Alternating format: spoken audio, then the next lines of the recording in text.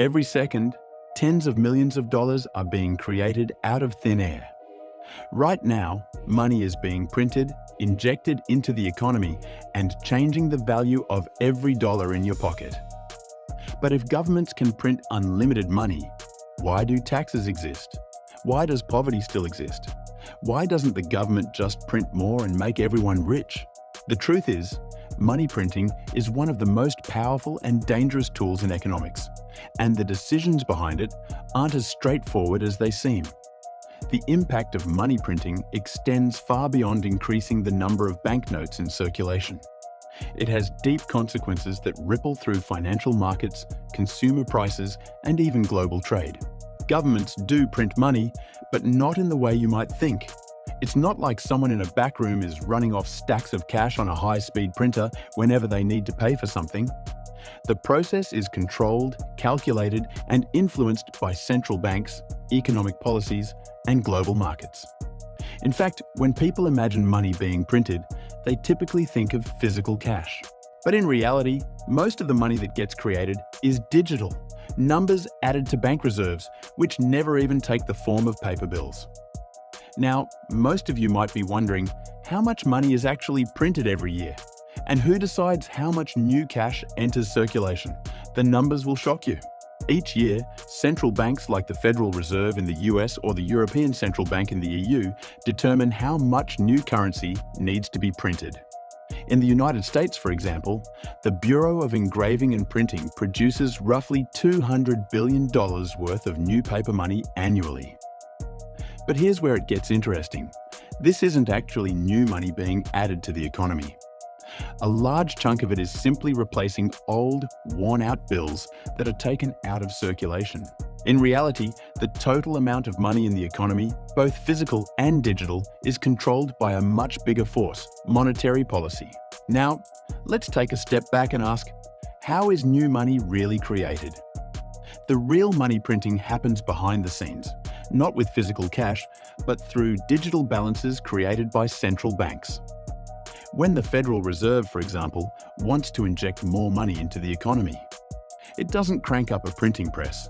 It creates money digitally and uses it to buy government bonds or other assets.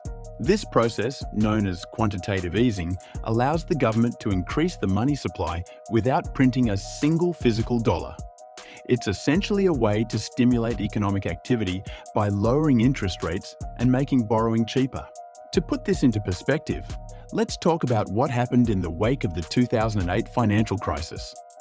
The US economy was in freefall, and to prevent a total collapse, the Federal Reserve printed, or rather digitally created, trillions of dollars to pump liquidity into the financial system.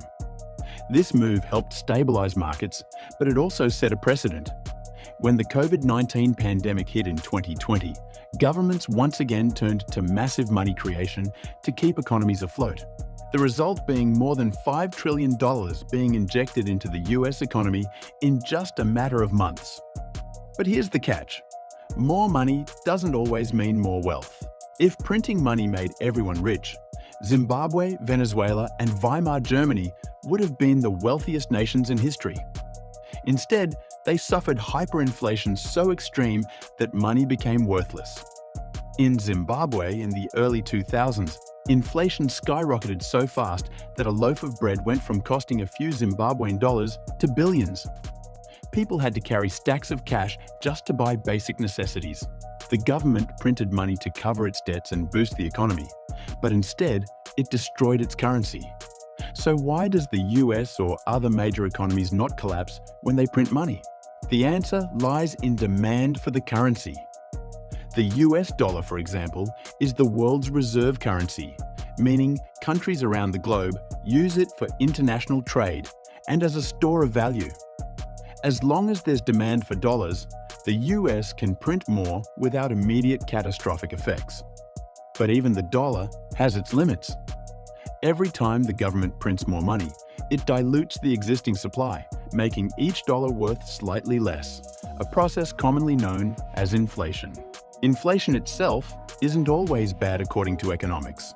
In fact, a small amount of inflation, typically around 2% per year, is actually considered healthy.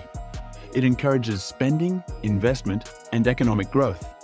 But when too much money enters the system too quickly, inflation can spiral out of control, leading to higher prices, reduced purchasing power, and economic instability. This is why central banks carefully control how much money is printed. But let's pause for a moment. If inflation is so dangerous, why do governments still keep printing money? The reason is simple: short-term gain versus long-term pain. Governments often have incentives to print more money, even if it risks inflation. Why?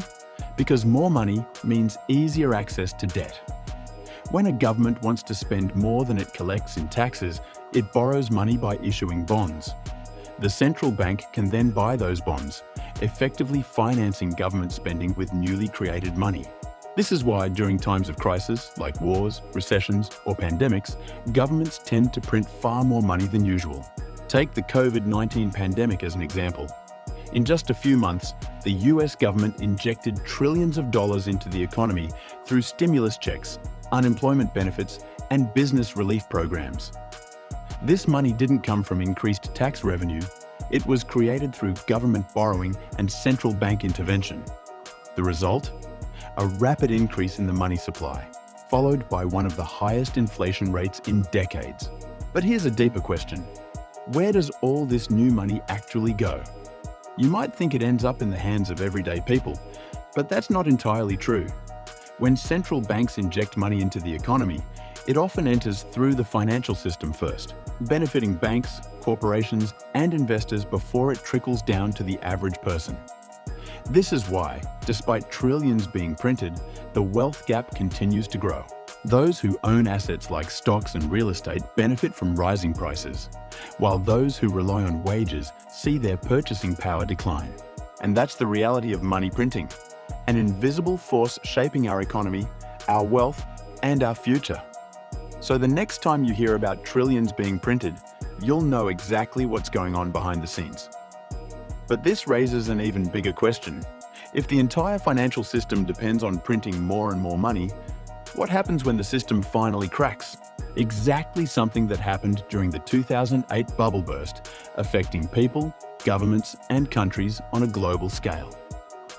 If you enjoyed this breakdown and learned something new, don't forget to like the video, it really helps us out. And if you want more deep dives into economics, finance, and the hidden forces shaping our world, hit that subscribe button and turn on notifications so you never miss a new upload. Also, drop a comment below. Do you think the government should print more money to solve financial problems? Or is it a disaster waiting to happen? Let's get the conversation going.